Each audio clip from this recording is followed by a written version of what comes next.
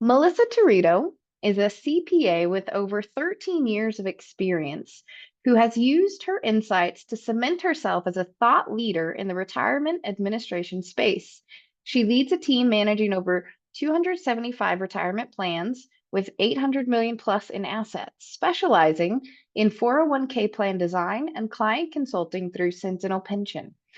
Melissa blends her teaching background with financial expertise to mentor and connect with her audience.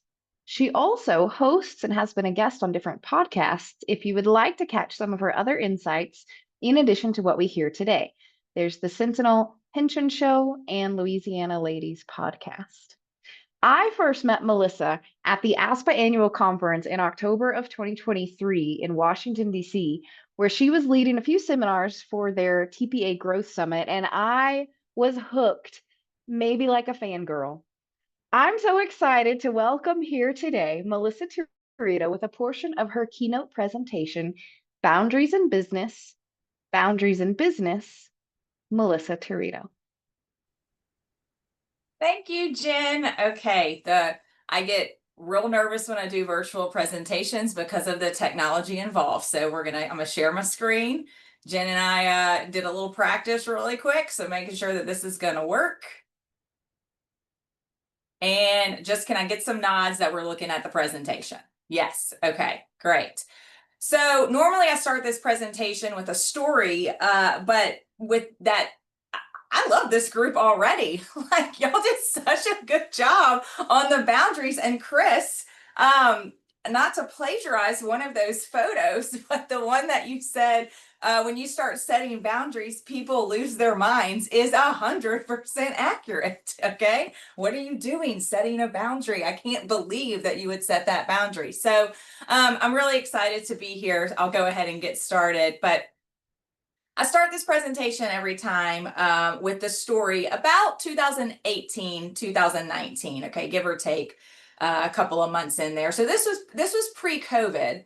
I had become partner at the CPA firm about 2016 and threw myself all in. I think I would bet most members of this group are overachievers, type A.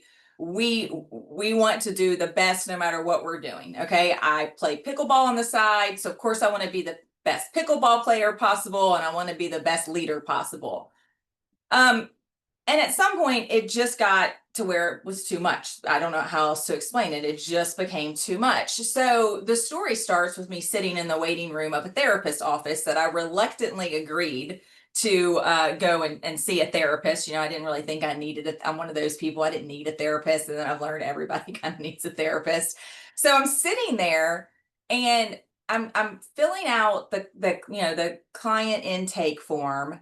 And I vividly remember that there was calming music in the background, maybe some aromatherapy. It was a very calm environment, but my brain was going 95 miles a minute. And I was just, when you sit there and you move your legs and you're very twitchy, I'm thinking about all the things that I need to be doing, that I should be doing that day. More than likely, I squeezed this appointment in somewhere on my calendar. All the things. So therapist comes out, she introduces herself, we go and we start talking, and I just tell her what's going on in my life. And for 10 minutes, I basically just, rambled on and on and on and on about how I was stressed out and people needed me for this and my employees needed all of my time and my calendar's overrun and all of these things. And she looks at me, kid you not, I'm going to reenact what she did. This was 10 minutes. And she goes, "It sounds like you need some boundaries." And I was like, "I'm sorry, I don't know what that is." Like, what? I mean, mind blown, right? I really told her, I said, "I don't exactly know what you're talking about." And so that was a big turning point for me. And the best way that I can put it is it was actually life changing. So I had my life before boundaries and now I have my life after boundaries. And it's the same thing as if you have your life before a child and you have your life after a child. I mean, it's truly a life changing moment. And I started on that journey and I'm still on the journey. I'm a work in progress. I give these presentations. I love to talk to people about this. And there are weeks that I'm like, I am a boundaries fraud, but it's a work in progress, but I can promise you that once you start setting them and you stay true to yourself and you're committed to it, it really can be life changing. So today, well, I've shortened this presentation a little bit. So today I want to give you two lessons that are simple, but keep in mind, simple does not mean easy. Okay. They're simple, maybe not as easy. It actually is harder to implement some of these, but that you can leave with some action items that you can start implementing right away. And I'm going to just be very honest. Nothing that I'm going to tell you, you've probably thought about at some point in your life. You just need me to tell you that it's going to be okay. I promise you it's going to be okay. Trust me on this one. I've given this presentation a lot. So I'm going to hope that this works here. Y'all can see the next slide. Okay, sorry, just get nervous about that. Okay. I know we're virtually. How many can relate to this picture with your head on your desk? Okay. So this particular morning, so I had gotten into a really, really good habit of, I think I heard this on a podcast, right? Of the Friday before the next week, you look at your calendar for the next week and I use a paper planner. Don't make fun of me. So I got my little paper planner and I have my Outlook planner. But what I had gotten into a really good habit of doing is Friday afternoons, writing all my appointments in my paper planner, and it cleared my head for the next week, right? And then I would block off some time if I could figure that out at that particular day. Now, that's a great strategy when you actually do it.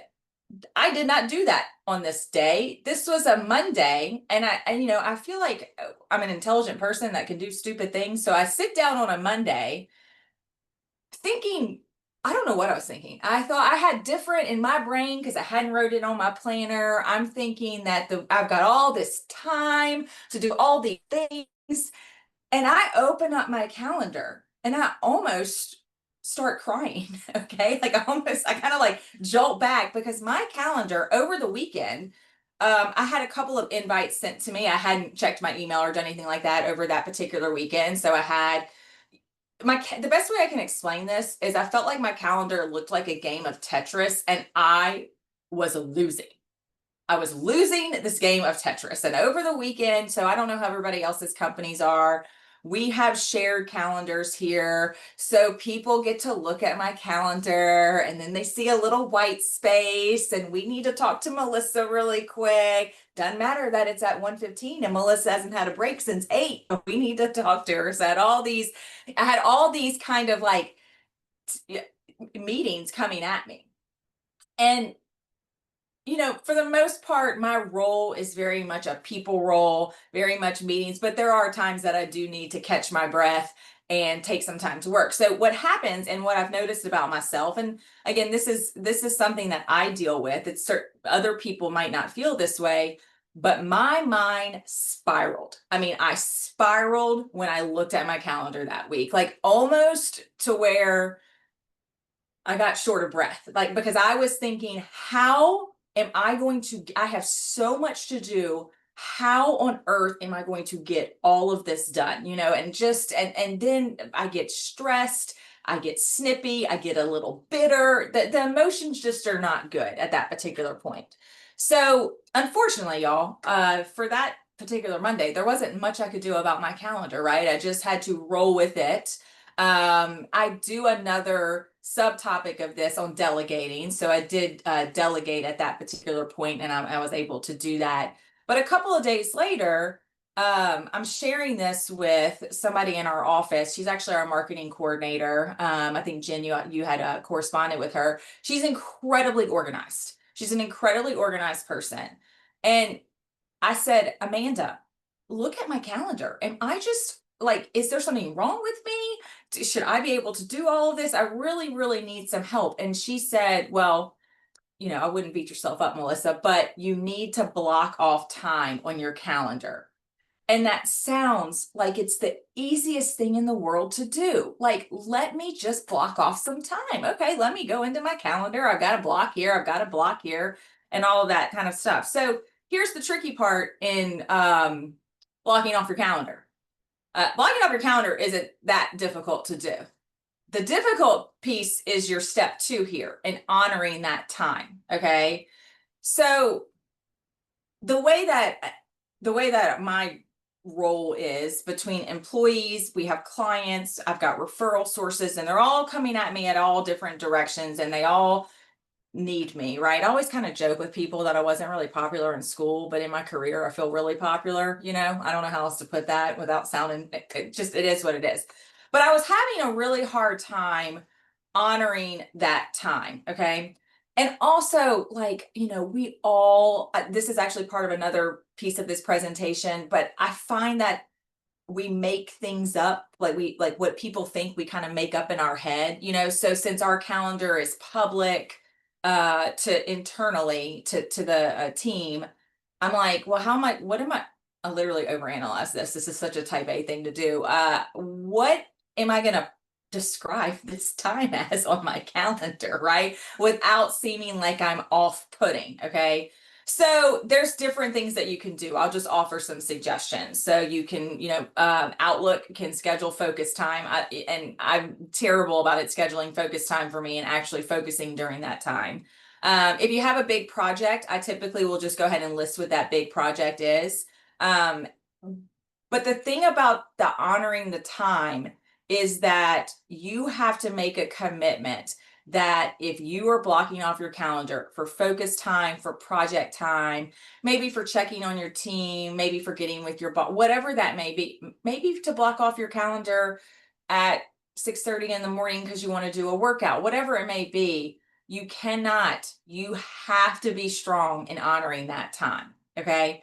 Now, some people, I don't have this. I do not have a scheduler for me. That's a Melissa problem because I'm a control freak. It's easier when you have a scheduler to do this for you. But if you're feeling like this just complete sense of overwhelm every week and perpetually behind, you will never feel like you're getting ahead if you constantly overload your calendar. Sorry, you just won't. You will never feel like you're getting ahead. You will always feel very reactive. You won't have a sense of calm. And it has really been a game changer for me in terms of blocking off my calendar with that time. Now, if you do have a team, and even like I had to tell my business partners, okay, because some of it comes down to communication too. So they look at my calendar and it has focus time, and then they send a meeting for the focus time. I'm like, no. Focus time is off limits. So now I actually put on my calendar off limits, or this is a day that I'm going to be in my office all day. I can have an internal meeting, but I'm not going to have an external meeting. And this concept's going to roll into the next concept that I want to talk about. But again, depending on your schedule, I pretty much have to block off my calendar weeks in advance because my schedule starts to get booked. So what happens if I do not, and I'm just being vulnerable here from the mistakes that I've made. If I do not stay on top of this, I will have another week where my head is on a desk. I can promise you that. I will have another week where I'm just accepting invites or I'm scheduling meetings and I'm not being disciplined about it. And before you know it, I've got 30 commitments on my calendar and I have no idea. I'm like, I have no idea how this happened. And it's like, well, I'm the one that did it. So I really, really have to diligently stay on top of it. So I would say pick a day of the week that works best for you to take 15 to 30 minutes. Try to see, depending on what your area of expertise and what your career is, if you have big projects that require a lot of time, if you're traveling for work, how do you give some buffer time? I mean, let's just be honest, I never schedule anything the day after I'm supposed to get back home, because with flights these days, I don't know if I'm actually going to get back home on that day or really the next day. So giving yourself some buffer time. Part of this too is most of us, I would bet, have a team or we have somebody that can help us out to some extent. And it's really just honoring it. But I can tell you that every single time I've broken my own rule when it comes to this, I am in a situation where I'm completely overwhelmed And that just is a snowball effect with me as a leader, and my honestly my mental well-being and how I feel. So if it's not scheduled, it's not protected. Okay. And we got to stop worrying about what everybody thinks we're doing. Okay. If we are truly doing what we're supposed to be doing, we're good employees. That is not gonna matter from an internal standpoint. This is gonna bring me to the second lesson. Okay. And that is, we feel it is, I don't know if it's human nature, I'm not a psychologist, but I feel like it's human nature that we feel like we have to explain ourselves why we can't do anything. Okay. So step one is blocking off your time. Step two is honoring it. Step three is not explaining yourself. Okay. So this is my husband.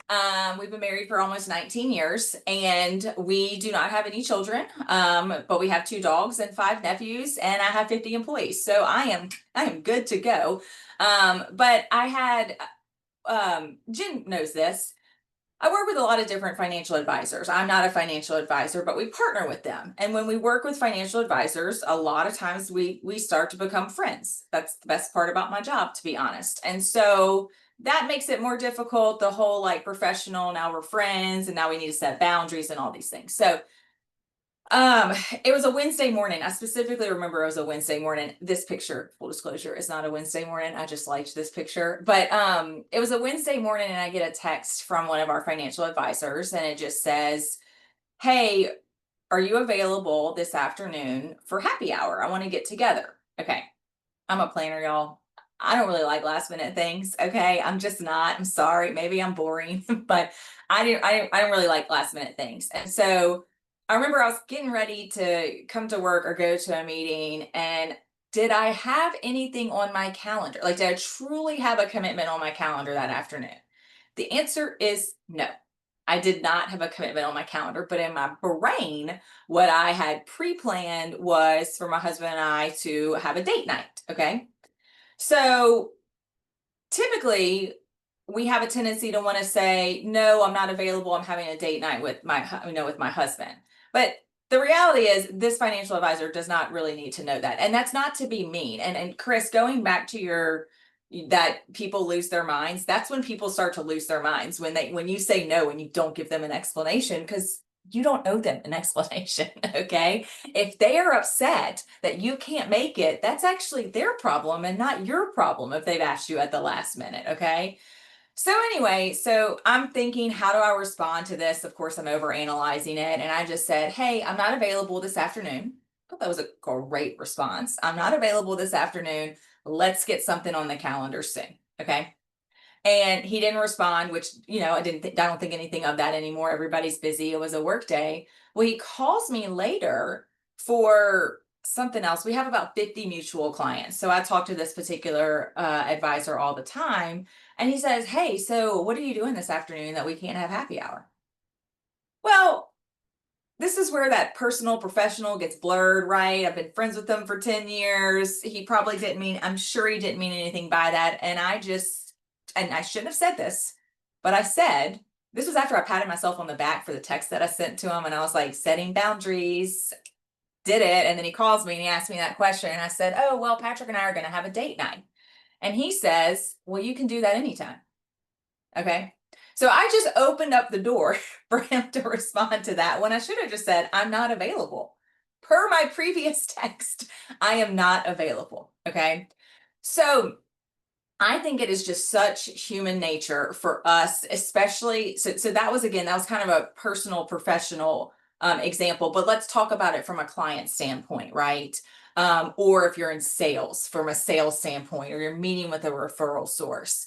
Um, I used to explain myself all the time in emails. A client would want to meet with me at 2 p.m. Okay. And this goes back to, let's say at 2 p.m. I had blocked off my time to work on a project or to get with my team or to do something. I would not honor that. And I would squeeze that client in. And then we would result back to my head being on the desk. And so I've learned that we don't need to explain ourselves. Okay. Habitually, we just have this desire to explain ourselves because we're trying to justify why we're not available.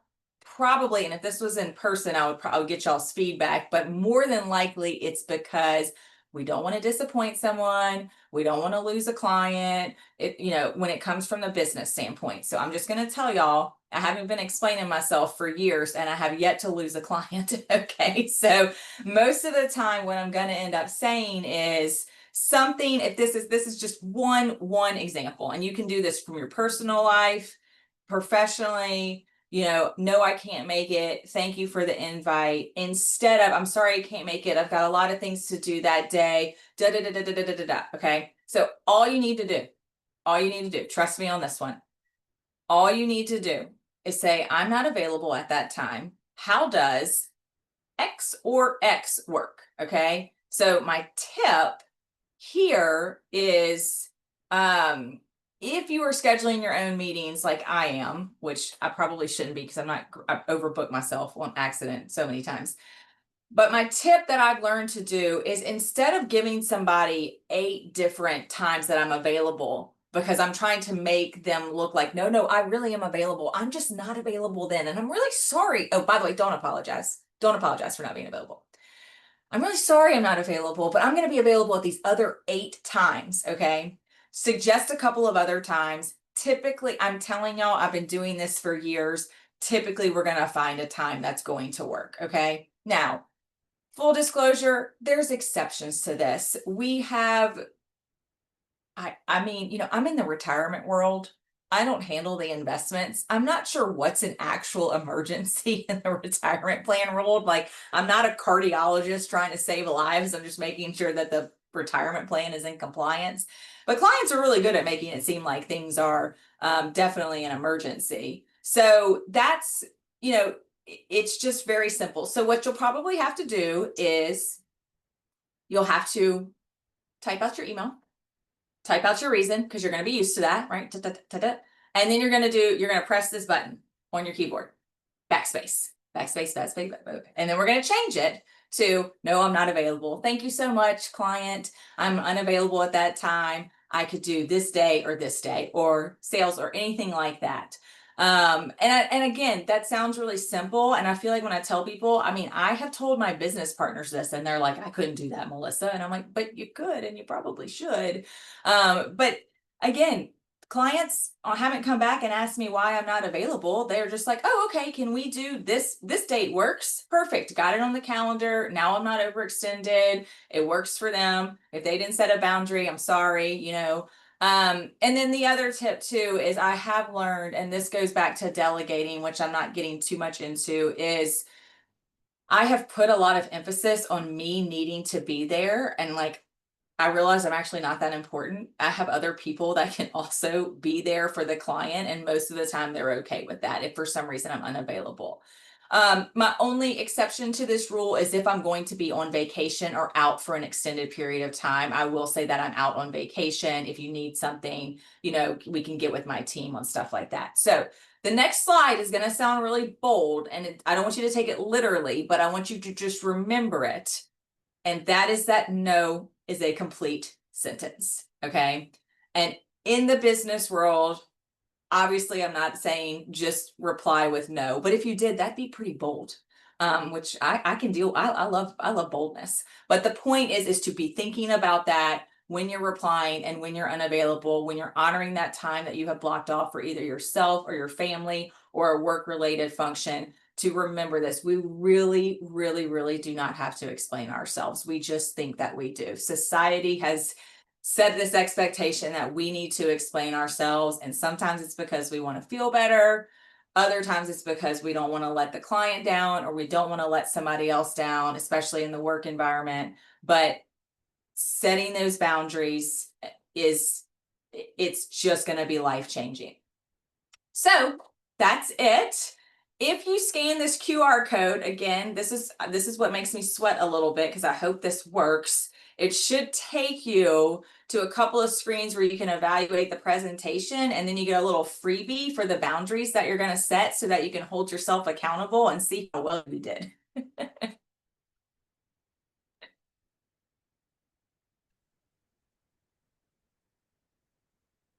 All right. Thank you, Melissa, for sharing. I hope everyone got your phone out and that you're scanning that QR code.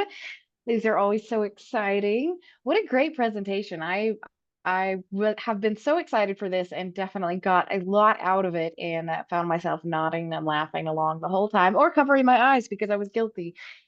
I do want to ask, we have a couple minutes. Is there anyone